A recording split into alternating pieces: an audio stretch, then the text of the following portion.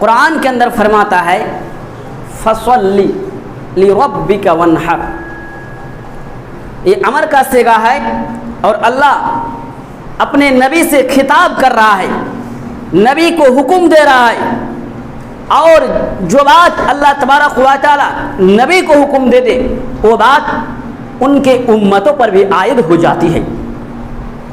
فصلی، اللہ تبارک و تعالی حکم دے رہا ہے کہ اے نبی آپ خود اور اپنی امتوں کو نماز پڑھنے کے لیے کہ خود نماز پڑھے، فصلی آپ نماز پڑھے، لربک کس کے لیے؟ اپنے پروردگار کے لیے، اپنے پالنہار کے لیے، جو تمہارا خالق ہے، جو تمہارا مالک ہے، جو تمہارا داتا ہے، جو رازق ہے، تم اس کے لیے کیا کرو؟ نماز پڑھو، وانحر اور ساتھ ہی ساتھ قربانی کیا کرو۔ یہاں پر دو حکم ہے، ایک حکم کہ آپ نماز پڑھیے اور دوسرا حکم ہے کہ آپ قربانی کیجیے۔ حضرت گرامی اگر اس آیت سے متعلق اگر تفسیر کی طرف جایا جائے تو بہت وقت کی اور سمے کی ضرورت ہے، لیکن اتنی سی مختصر وقت میں بیان کرنا مشکل ہی نہیں بلکہ ناممکن ہے۔ اس کے باوجود میں ہلکے انداز میں بیان کر رہا ہوں۔ اس جگہ پر اللہ تبارک و تعالی نے نبی کو اور امت مسلمہ کو نماز پڑھنے کے لیے کہا ہے، اس کے بعد اسے قربانی کے لیے کہا ہے۔ ہم اگر قرآن کریم کو پڑھتے ہیں، سرچ کرتے ہیں، اس کے اندر غور فکر کرتے ہیں تو ہمیں نماز کے بارے میں ایک نہیں دو نہیں 80 سے بھی زائد جگہ ایسے ملیں گے کہ اللہ تبارک و تعالیٰ نے انسان کو حکم دیا ہے اقیم الصلاۃ اقیم الصلاۃ اقیم الصلاۃ کہہ کے نماز قائم کرو، نماز قائم کرو، فصلی صلی، اس طریقے سے بہت ساری ورڈ اور الفاظ آئے ہوئے ہیں قرآن کے اندر جس میں بنے انسان کو اللہ تبارک و تعالیٰ نے نماز پڑھنے کا حکم دیا ہے۔ اور اگر آپ قربانی کے بارے میں قرآن میں کھوجیں گے دیکھیں گے تو صرف آپ کو چند جگہ ملیں گے، 2 سے 4 جگہ آپ کو ملیں گی، اس کے علاوہ اور آپ کو نہیں مل سکتا ہے۔ اب قربانی اور نماز میں کیا فرق ہے؟ حضرت عمر کی حدیث بخاری اور مسلم کی روایتیں ہیں، حضرت عمر یہ فرماتے ہیں کہ رسول اکرم صلی اللہ علیہ وسلم نے فرمایا اسلام کی بنیاد، اسلام کے ستون، اسلام کے کھمبے 5 چیزوں پر ہے، 5 کھمبے ہیں، دین اسلام 5 کھمبے پر کھڑا ہے۔ ان 5 کھمبوں میں سے سب سے پہلا کھمبا اس بات کی گواہی دینا کہ اللہ کے سوا کوئی معبود نہیں اور محمد اللہ کے رسول اور اس کے بندہ ہے۔ یہ بات اقرار کر لینے کے بعد، یہ بات کہہ لینے کے بعد ایک بندہ دین اسلام کے اندر وہ داخل ہو جاتا ہے، اپنا ایڈمٹ اور اپنا بھرتی دین اسلام کے اندر کر لیتا ہے، وہ اپنے آپ کو مسلمان کہہ لینے کا حق رکھتا ہے۔ اس کے بعد دوسرے نمبر پر نماز کی باری آتی ہے کہ جو ہی ایک آدمی، ایک انسان دین اسلام میں داخل ہو گیا تو اس کے لیے نماز فرض ہے۔ کلمہ لا الہ الا اللہ، یہ جو گواہی دیتے ہیں کہ اللہ کے سوا کوئی معبود نہیں، تو یہ کلمہ پڑھ لینے کے بعد ایک ایک کر کے 7 شرطیں آ جاتی ہیں۔ میں ان شرطوں کو بیان کرنا مناسب نہیں سمجھتا ہوں۔ تو نماز کلمہ پڑھ لینے کے بعد بنے انسان کے لیے یہ ضروری ہو جاتا ہے کہ وہ نماز کو ادا کرے۔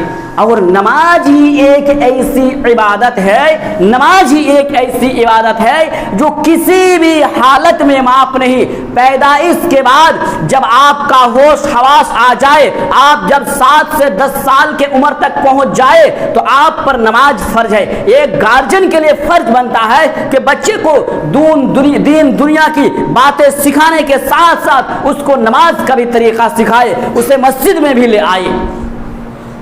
اس وقت تک نماز آپ کو پڑھنا ہے جب تک آپ کی سانس باقی ہے، جب تک آپ کو ہوش حواس ہے، جب تک آپ کو دنیا کی خبر اور معلوم ہے، تب تک آپ کو نماز پڑھنا پڑے گا۔ اس کے بعد اگر آپ بہانہ کریں گے माथा दर्द है, बुखार है, सर दर्द है, पेशाब पाखाना है, शुगर है और सारी दीगर ज़रूरत है, अगर ये सब बहाना करेंगे अल्लाह तबारक व तआला के पास ये बहाना काबिल कबूल नहीं है। जब तक आप होश में है, सांसें चल रहा है, उस वक्त तक आपके लिए नमाज क्या है, फ़र्ज है।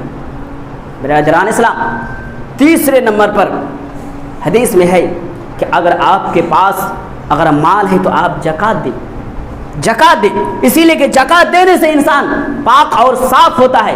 अगर एक इंसान का माल है, ओसूर निकालने के बावजूद ओसूर नहीं निकालते हैं, माल से सदका खैरात नहीं करते हैं, तो यकीन जानिए कि उस माल का खाया हुआ आदमी से जो नमाज पढ़े जाएंगे, जो रोजा रखे जाएंगे, वो रोजा, वो नमाज, वो खैरात, वो कुछ भी काम में नहीं आने वाला है, वो बेकार हो जाएगा। उसके बाद जब रमजान मुबारक का महीना आए तो आप रोज़ा रखें, जब हज का मौसम आए, जैसे चंद दिन बाद हज के मौका आने वाले हैं, अगर आपको अल्लाह तबारक व तआला रुपये पैसा से नवाजे है, ज़मीन जायदाद से नवाजे है, अगर आप हज करने के लायक हैं तो आप हज करने के चलिए। हमारे इलाके में बहुत सारे ऐसे आदमी हैं जिस पर हज फर्ज है, हज कर सकता है, मक्का को पहुंचने की ताकत और कुव्वत है, इसके बावजूद कंजूसी दिखाते हैं, बहानाबाजी दिखाते हैं और अल्लाह तबारक व तआला का जो एक फरीजा फर्ज जो हज है उसे वो दूर रहते हैं। बिरादरान इस्लाम, ये 5 चीज़ें हैं, इस 5 चीज़ों का इनकार, दिल से इन 5 चीज़ों को निकाल देना, अपने आप को इस्लाम से निकाल देना है। एक हदीस का तर्जुमा करते करते बहुत दूर चला गया हूँ मैं, हजरत इकरामी। तो असल में इंसान को चाहिए कि जो इबादत नमाज है उसे वो अच्छी तरीके से अमल में लाए। जिन वक्तों पर नमाज को मुकर्रर किया गया है वो वक्त का पाबंद बने और नमाज पढ़े। लेकिन आज देखिए, आज रमजान के बाद से पूरे मोहल्ले, हर गांव, हर समाज कुर्बानी को लेके बहुत चर्चा में है। हम क्या करेंगे, क्या देंगे, खस्सी देंगे, गाय देंगे, बैल देंगे, भैंस देंगे, 10,000 का, 20,000 का, 30,000 का, बहुत ही माथा पेची में है, बहुत ही टेंशन में है।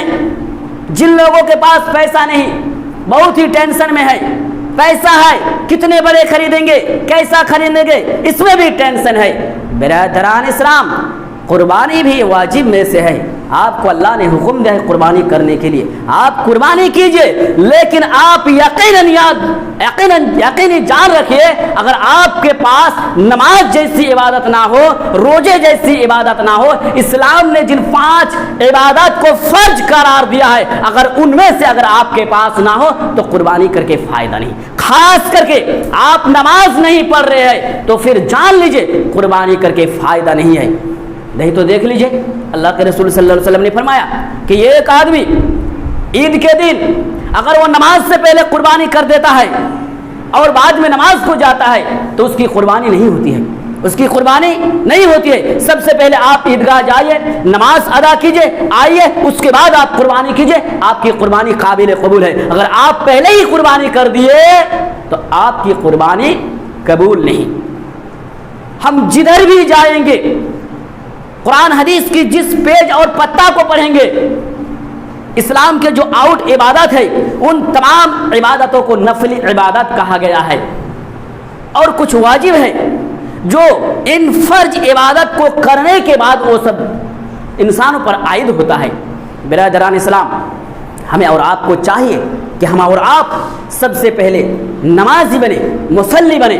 अल्लाह तबारक व तआला 29वां पारा सूरा गालिबन तगाबुन में मोमिन की सिफतें और मोमिन की गुण को गिनाए है, बयान किया है। उन तमाम सिफतों को बयान करते करते करते एक बयान ये भी किया है, ये गुण और एक सिफत, इसको भी तहरीर में अल्लाह तबारक व तआला ने लाया है, बयान में लाया है कि अल्लज़ीना हुम अला सलातिहिम दाइमून। मोमिन की तो पहचान ये है, हकीकत में मुसलमान तो वो है जो अपने नमाज को हमेशगी के लिए पढ़ता हूँ, कंटिन्यू रेगुलर वो पढ़ते रहता हूँ, ऐसे शख्स मोमिन है।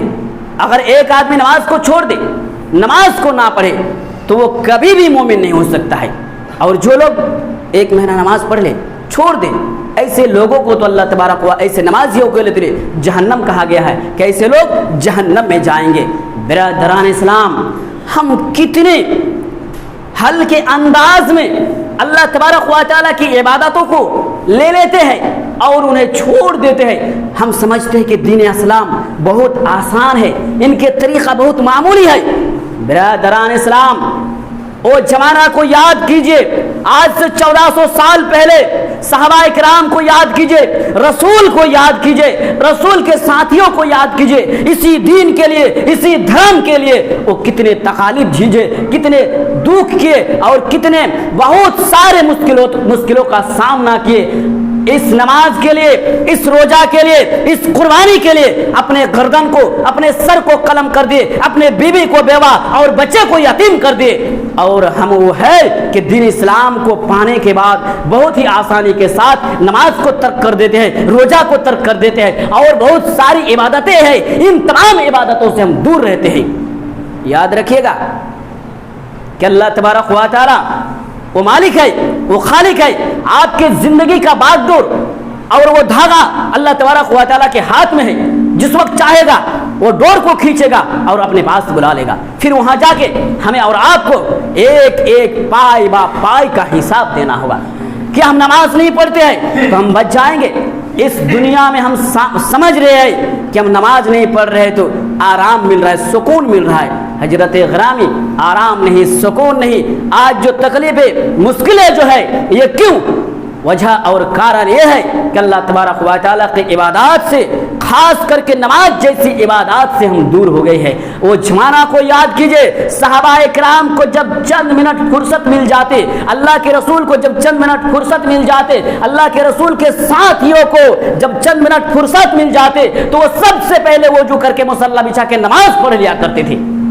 اور آج ہمیں اگر چند منٹ مل جائے، ہم موبائل میں ویست ہو جاتے ہیں، کمانے میں ویست ہو جاتے ہیں، دنیا داری میں ویست ہو جاتے ہیں۔ بات تو بہت کہنے کی ہے، وقت ہمیں عزت نہیں دے رہا ہے۔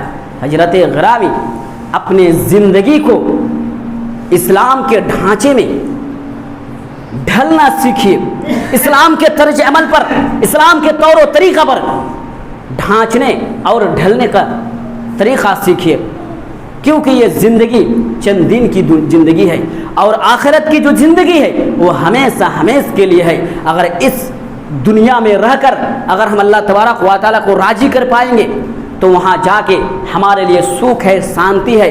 اگر ہم اسی دنیا کے اندر ہم اپنے آپ کو سکھ شانتی کا ماحول میں رکھ لیتے ہیں اور اللہ کی عبادت نہیں کر رہے ہیں تو پھر وہاں جا کے ہمیں جگ با جگ وہاں جا کے ہمیں تکلیف میں، مصیبتوں میں اور اللہ تبارک و تعالیٰ کی عذابوں میں ہمیں جھیلنا ہوگا۔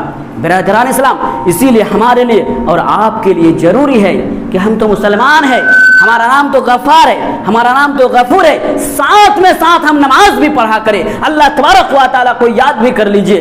ان لوگوں سے پوچھئے جو پنجے خانہ نماز پڑھتا ہوں، نماز کی کیا مٹھاس ہے۔ ان لوگوں سے پوچھئے جو دھوپ کے دن بھی روزہ رکھ لیتے ہیں، روزہ کی محبت اور روزہ کی مٹھاس کیا ہے۔ ہم نماز نہیں پڑھتے ہیں، روزہ نہیں رکھتے ہیں تو اس کا میا دیا اور اس کی مٹھاس اور اس کی اچھائی کو کیا جانیں گے۔ برادران اسلام، اللہ تبارک و تعالیٰ کا مقصد ہمیں اور آپ کو اس دنیا کے اندر بھیجنے کا یہ ہے کہ ہم صرف اور صرف اللہ تبارک و تعالیٰ کی عبادت کریں۔ اگر اللہ کی عبادت نہیں کرتے ہیں تو پھر اللہ تبارک و تعالیٰ کا جو مقصد ہے وہ ضائع اور بیکار اور برباد ہے۔